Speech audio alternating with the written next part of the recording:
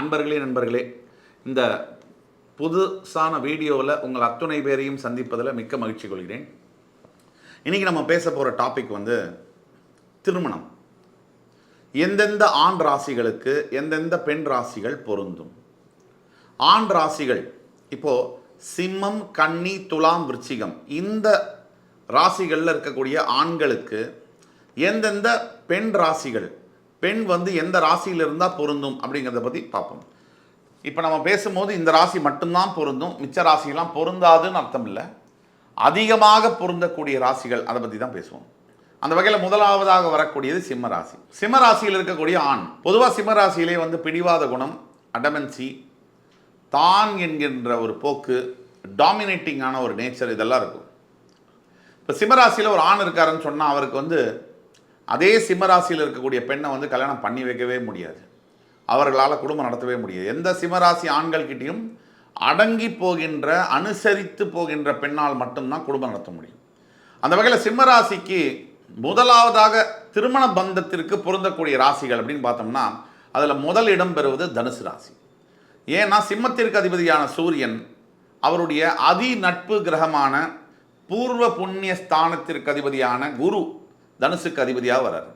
குரு மிகுந்த அறிவாளி, பிரகஸ்பதி, தெய்வ அருள் கொடுக்கக்கூடியவர், தெய்வத்தினுடைய பிரகாசம், தெய்வத்தினுடைய எல்லா விதமான அனுகிரகத்தையும் கொடுக்கக்கூடியவர்.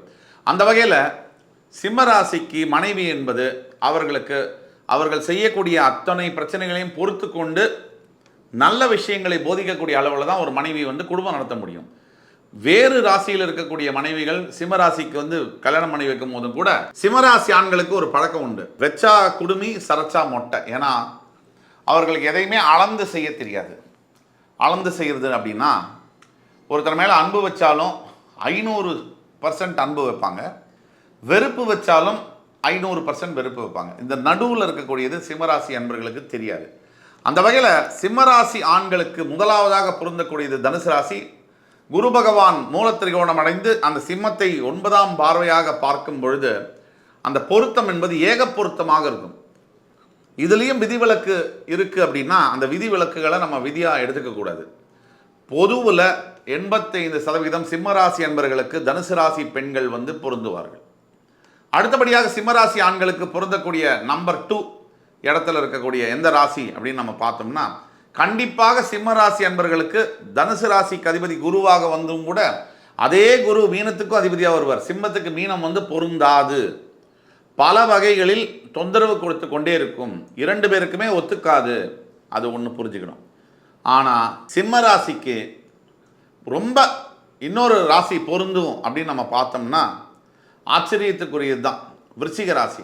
இந்த விருச்சிக ராசி பெண்கள் கூட சிம்ம ராசிக்கு பொருந்துவார்கள். ஆனால் அதில் கொஞ்சம் வில்லங்கம் இருக்குது. இந்த விருச்சிக ராசி பெண்களுடைய சுய ஜாதகத்தில் செவ்வாய் வலுத்து இருக்கக்கூடிய நிலைமையில் பொருந்த மாட்டார்கள். செவ்வாய் வலுவில்லாமல் இருக்கக்கூடிய நேரத்தில் அப்படியே பொருந்துவார்கள். இந்த 2 இதை நம்ம எடுத்துக்கலாம். சிம்ம ராசிக்கு பொதுவாக ரொம்ப கஷ்டம் பொருந்துனா இந்த தனுசு மற்றும் விருச்சிக ராசியில் இருக்கக்கூடிய பெண்கள் பொருந்துவார்கள். அடுத்தபடியாக கன்னி ராசி ஆண்களுக்கு எந்தெந்த பெண் ராசிகள் பொருந்துவார்கள். இப்போ கன்னி ராசிக்கு அதிபதியாக வரக்கூடியது புதன் பகவான். இந்த ராசியினுடைய 7ஆம் இடம், சரியாக 7ஆம் இடம் என்பது மீன ராசி. அந்த மீனத்திற்கு அதிபதியாக வரக்கூடிய குரு பகவானுடைய எந்த ராசியும் இந்த கன்னி ராசி அன்பர்களுக்கு பொருந்த மாட்டார்கள். அப்போது ரூல்ட் அவுட், தனுசு அண்ட் மீனம் ரூல்ட் அவுட். அப்போ எது ரொம்ப பொருந்தும் அப்படின்னு பார்த்தோம்னா கன்னிராசி அன்பர்களுக்கு மகர ராசியில் இருக்கக்கூடிய பெண்கள் அதீதமாக பொருந்துவார்கள். அதே மாதிரி கன்னிராசியில் இருக்கக்கூடியவர்களுக்கு ரிஷபராசியில் இருக்கக்கூடிய பெண்களும் அதீதமாக பொருந்துவார்கள். என்னதான் துலாம் ராசி 2ஆம் இடம் குடும்பஸ்தானமாக வந்தாலும் கூட கன்னிராசி அன்பர்களுக்கு துலாம் ராசி அன்பர்கள் பொருந்த மாட்டார்கள். அப்போது ரொம்ப முக்கியமான விஷயம் என்னன்னு பார்த்தோம்னா இதில் கன்னிராசிக்கு அதிகமாக பொருந்துறது, முதலிடம் பெறுவது மகர ராசி. கன்னிராசிக்காரர்களும் கொஞ்சம் மென்மையானவர்கள் தான், மகர ராசிக்காரர்கள் கொஞ்சம் வைராக்கியமானவர்கள். அது அப்படியே ஒத்து போயிடும். அடுத்தபடியாக ரிஷபராசி. கன்னிராசிக்கும் ரிஷபராசிக்கு அதிபதியாக வரக்கூடிய சுக்கிரனும் கன்னிக்கு அதிபதியாக வரக்கூடிய புதனும் அதிநட்பு கிரகங்கள் என்பதெல்லாம் அது பொருந்தும். இப்போ அடுத்தபடியாக துலாம் ராசி.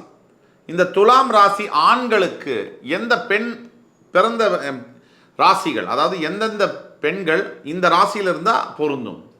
துலாம் ராசி ஆண்களுக்கு அதிகமாக பொருந்தக்கூடிய பெண் ராசிகள் என்பது முக்கியமாக வரக்கூடியது, ஆச்சரியப்படக்கூடியது தான், ஆனால் உண்மை. தனுசு ராசி பெண்கள். இந்த தனுசு ராசி பெண்கள், தனுசு என்பது 3ஆம் இடமாக உபஜயஸ்தானமாக வந்தாலும் கூட, குருவுடைய ஆட்சி பெறக்கூடிய வீடாக வந்தாலும் கூட, தனுசு ராசி பெண்கள் துலாம் ராசி ஆண்களுக்கு ரொம்ப பொருத்தமாக இருப்பாங்க. அடுத்தபடியாக துலாம் ராசி ஆண்களுக்கு அதிகமாக பொருந்தக்கூடிய பெண் ராசி அந்த வகையில் வரக்கூடியது ஆச்சரியமூட்டக்கூடிய மிதுன ராசி. துலாம் ராசிக்கு நீதி, நேர்மை, நியாயமெல்லாம் இருக்கும். ஆனால் மிதுன ராசியில் கொஞ்சம் மாறுபட்ட கருத்துக்கள் இருக்கும். இருந்தாலும் கூட 2 பேருக்கும் அதிகமாக பொருத்தம் ஏற்பட்டு அமைதியான வாழ்க்கை இருக்கும். அதுக்கு அடுத்த வரிசையில் வரக்கூடியது விருச்சிக ராசி. இந்த விருச்சிக ராசி ஆண்களுக்கு எந்த ராசி பெண்கள் அதிகமாக பொருந்துவார்கள்? விருச்சிக ராசி ஆண்களுக்கு ரொம்ப அதிகமாக பொருந்தக்கூடிய பெண்கள் என்பது ரிஷபத்தில் இருப்பாங்க. முதல் இடமாக வரக்கூடியது ரிஷபம். அதற்கு அடுத்தபடியாக மீனராசி. இந்த மீனராசியில் இருக்கக்கூடிய பெண்கள் விருச்சிக ராசி ஆண்களுக்கு அப்படியே பொருந்துவாங்க. அதே மாதிரி ரிஷபராசியில் இருக்கக்கூடிய பெண்களும் விருச்சிக ராசி ஆண்களுக்கு அப்படியே பொருந்துவாங்க. இதில் ஒரு சூட்சமம் என்னென்னா, விருச்சிகத்துக்கு அதிபதி செவ்வாய், குரு வேணால் அவருக்கு நட்பு கிரகம், மீனத்துக்கு அதிபதி. ஆனால் ரிஷபத்துக்கு அதிபதியான சுக்கிரன் அவருக்கு பொருந்தாத கிரகம். இருந்தும் கூட ஏன் பொருந்துது அப்படின்னு சொன்னால், சந்திர பகவான் உச்சம் பெறக்கூடிய இடம், விருச்சிகத்தில் சந்திர பகவான் நீச்சம் பெறுவார்.